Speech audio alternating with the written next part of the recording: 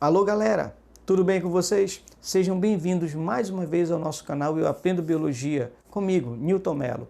E na aula de hoje nós vamos finalizar taxonomia. Na aula número 1 de taxonomia, nós falamos dos principais critérios de classificação dos seres vivos. E hoje nós vamos falar especificamente das regras taxonômicas e o histórico da taxonomia, o histórico da classificação dos seres vivos. Os primeiros indivíduos a tentarem classificar os seres vivos foram Aristóteles, que aparece na imagem, e Teofrasto.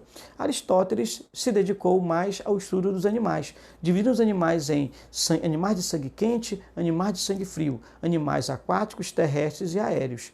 Já Teofrasto dedicou mais tempo às plantas, dividindo as plantas por tamanho, em gramíneas, arbustos, ervas e árvores. A classificação criada por esses indivíduos é chamada classificação artificial, que a gente não usa mais. E por que não usa mais? Porque ela não se baseia nas relações de parentesco evolutivo. Na verdade, a classificação atual é a classificação chamada sistema natural. Essa sim, a classificação por sistema natural, ela já leva em consideração, na verdade, a relação de parentesco evolutivo entre os indivíduos, a filogenia, a afinidade genética, também a embriologia, a anatomia e a fisiologia. Para você ter uma ideia, na classificação artificial de Aristóteles, por exemplo, ele colocava o morcego muito mais próximo da borboleta. Por quê? Para ele, morcego e borboleta, por serem aéreos, seriam mais próximos. E a onça estaria distante do morcego. Por quê? Porque seria um animal terrestre. Na verdade, mamíferos são animais que têm uma proximidade maior. Como o morcego e onça são mamíferos, eles sim têm uma relação de parentesco evolutiva mais próxima. Estariam em categorias mais semelhantes. Esse cara aí é o Linneu.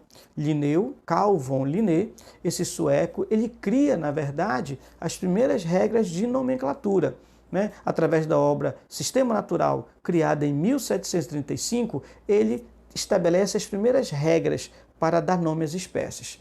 Primeiro, ele cria o latim, quer dizer, ele sugere, na verdade, o latim para dar o nome a qualquer espécie. Por que o latim? Porque o latim é um idioma morto. Já na época de Linneu, o latim já era uma língua morta. E, por ser uma língua morta, ela não vai sofrer mudanças na sua gramática, na sua ortografia. E, com isso, quando um cientista estabelece o nome científico de uma espécie usando o latim, esse nome não vai mudar com o passar do tempo. Também Linneu estabelece a espécie como uma unidade básica de classificação. Segundo Linneu, a espécie é o grupo mais próximo entre indivíduos, ou seja, é o grupo onde os seres se parecem mais. Qual o indivíduo que mais se parece contigo? Um indivíduo da tua mesma espécie. Para ele, a espécie é binominal, ou seja, ela tem dois nomes, e ele também determina que indivíduos são da mesma espécie quando eles são semelhantes e originam descendentes férteis. Linneu cria 5 categorias. O reino, que se divide em classe, a classe que se divide em ordem, a ordem se divide em gênero e o gênero em espécie, da maior para a menor categoria. Hoje, essas categorias são 8, então 3 categorias a mais foram adicionadas. O domínio, que vimos na aula passada de taxonomia, que existem 3 domínios, é uma categoria acima do reino, super-reino Eucária, o domínio Árquea e o domínio Bactéria. Nós estamos, por exemplo, no domínio Eucária por sermos eucariotos. O domínio se divide em reino, o reino vai se dividir em filo, filo em classe, a classe em ordem, a ordem em família, a família se divide em gênero e o gênero finalmente se divide em espécie. Para você analisar essas 8 categorias, nós temos esse macete, dom, reficofage. Dom de domínio, RE de reino, FI de filo, C de classe, O de ordem, FA de família, G de gênero e E de espécie.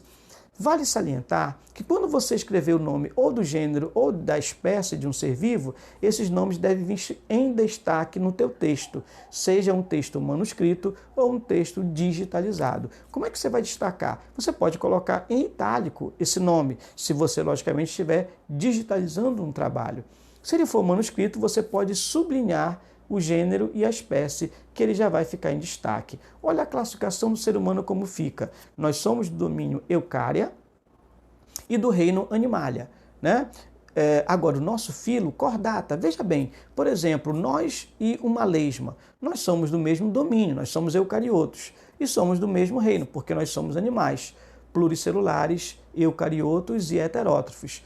Porém, o nosso filo é cordata, enquanto que a lesma é do filo dos moluscos. Cordados são animais que têm caixa craniana e coluna vertebral. Ou seja, na verdade, a nossa semelhança entre a lesma para aonde? Para no reino. Nós já não somos do mesmo filo, mas se a gente compara com o cachorro, nós somos do mesmo domínio, do mesmo reino e do mesmo filo, porque o cachorro ele também tem caixa craniana e coluna vertebral. Um filo se divide em classe. A nossa classe entre os cordados é a dos mamíferos. Os cordados se dividem em peixes, anfíbios, répteis, aves e mamíferos. Nós e os cachorros também estamos na mesma classe, pois nós também somos mamíferos, né? Já nós e um sapo, né, se a gente compara o ser humano com o sapo, nós estamos apenas no mesmo filo cordata, mas nós já não somos da mesma classe.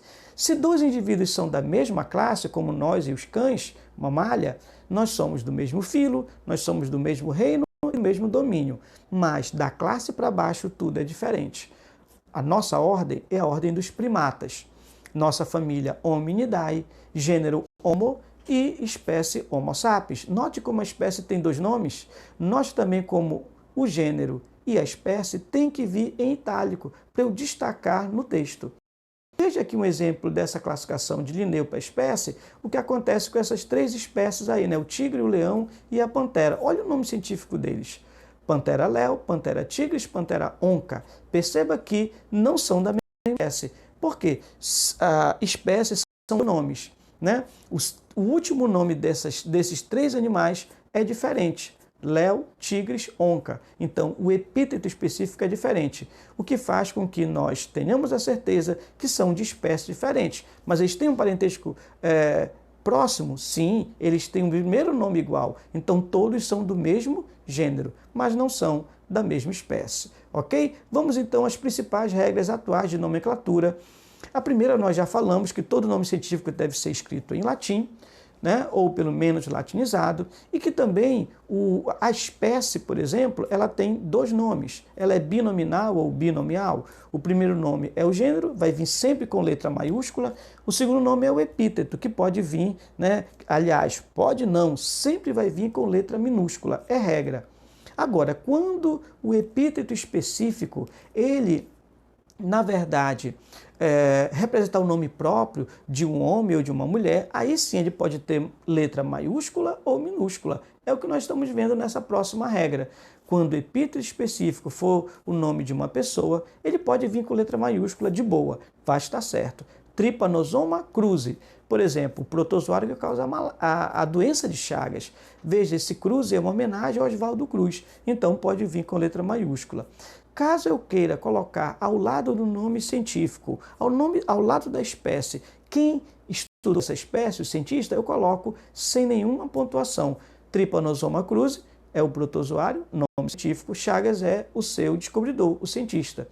Se eu quiser colocar a data em que isso aconteceu, uma vírgula, e a data onde esse cientista identificou e classificou essa espécie. Mais uma regra, a família. A família tem uma terminação idae, se for um animal, ou aceae, se for planta. Veja bem, Hominidae é a nossa família, família do ser humano, não só do ser humano, como de todos os hominídeos, né? Todos os indivíduos do gênero Homo, né? Porque Homo sapiens é a nossa espécie, mas existiram outras espécies do mesmo gênero Homo, Homo habilis, Homo erectus, e somos todos da mesma família Hominidae. Acanthaceae é a família de uma planta. Mas, professor, que planta é essa? Não importa que planta é essa. Mas veja, se a terminação é Aceae, é porque esse nome está representando a categoria chamada família. Bem, assim como tem as categorias, tem as subcategorias. Por exemplo, a subespécie ou raça é uma categoria menor do que a espécie. Como a espécie é uma categoria menor de e mais semelhante, a subespécie é menor do que a espécie, então os seres são mais semelhantes ainda. Se tiver uma questão que quer para você, onde os seres se parecem mais, na espécie ou na raça? Ou seja, na espécie ou na subespécie? Marque subespécie. É só você ver o caso dos cães. Todos os cães são da mesma espécie, cães familiares, mas eles se dividem em raças. É nitidamente importante você perceber que um pastor alemão se parece mais com outro pastor alemão do que com um Doberman, ou com um Rottweiler, ou com um Pitbull, porque, embora sejam da mesma espécie, são de raças diferentes. Mas aqui, gente, como é que se representa uma subespécie? A subespécie é trinominal, né? Vão ser 3 nomes. A subespécie vem depois da espécie, começando com letra minúscula. Exemplo, Crotalus terríficos terríficos. Crotalus terríficos é a espécie. O terceiro nome, que é o terrífico, de novo, é a subespécie, é a raça. A cascavel brasileira. Veja como a cascavel venezuelana é da mesma espécie. Crotalus terríficos, mas de subespécie diferente. Olha a subespécie da cascavel venezuelana, Durissus. Rema americana alba. Rena americana grícia. São 2 emas da mesma espécie, mas de raças ou subespécies diferentes. Homo sapiens sapiens, Homo sapiens neanderthal, Homo sapiens sapiens, nós somos de uma raça, e o Neandertal já é de outra raça, ok? E aí nós temos, além da subespécie, nós temos o subgênero, que é menor do que o gênero. Assim como a subespécie vem depois da espécie, é o terceiro nome, o subgênero também vem depois do gênero, com letra maiúscula, mas entre parênteses. Veja, Aedes stegomyia aegypti. Então, Aedes é o gênero, Aegypti é o epíteto, juntos formam a espécie, Aedes aegypti, mas Stegomyia, entre parênteses, é o subgênero. É a mesma coisa aí nos outros exemplos. Você veja, esses nomes de letra maiúscula, entre parênteses, são, na verdade, o subgênero, ok? E a última regra, gente, é o uso do SP ou SPP. Como é que a gente vai usar isso? São siglas que eu uso depois do gênero. Então, veja, quando eu tenho ali 2 indivíduos de espécie diferentes, mas não sei quem é quem, eu coloco, na verdade, a sigla SP. Vou te dar um exemplo. O plasmódio, ele causa malária aqui, né, no ser humano, que é bem comum na região norte. Na região norte, nós temos 3 espécies de plasmódio: falcíparo, vivax e malariae. Porém, vamos supor que o técnico esteja com exame de sangue, a lâmina com o sangue de um paciente que supostamente esteja com malária. Ele vê a presença do plasmódio dentro das hemácias, mas ele não consegue saber identificar que espécie é. Se é plasmódio vivax, falcíparo ou malariae. Ele vai colocar apenas presença de plasmódio SP, porque ele não conhece a espécie. Mas, às vezes, a pessoa tem malária causada por mais de uma espécie ao mesmo tempo de plasmódio.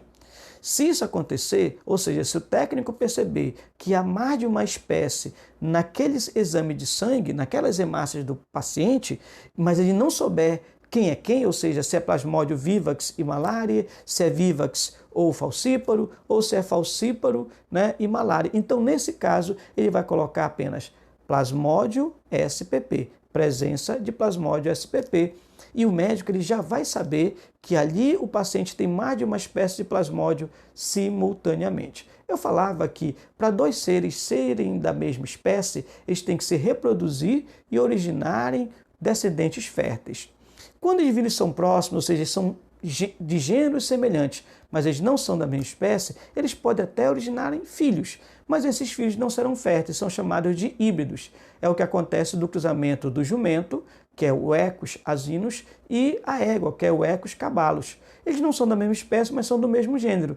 Por terem um parentesco próximo, eles podem cruzar e nascer um filho, mas esse filho é estéril. É o caso, então, a mula, né? É o híbrido. Esse indivíduo híbrido é aquele que vem do cruzamento de seres de espécies diferentes. Quando se cruza o leão com a tigresa, nós vamos observar aí o liger. O liger também é um exemplo de híbrido. Híbridos são indivíduos que vêm do cruzamento de seres de espécies diferentes, mas esse cruzamento origina descendentes porque eles não são da mesma espécie, do mesmo gênero. Essas são as nossas principais regras de taxonomia e até a nossa próxima aula.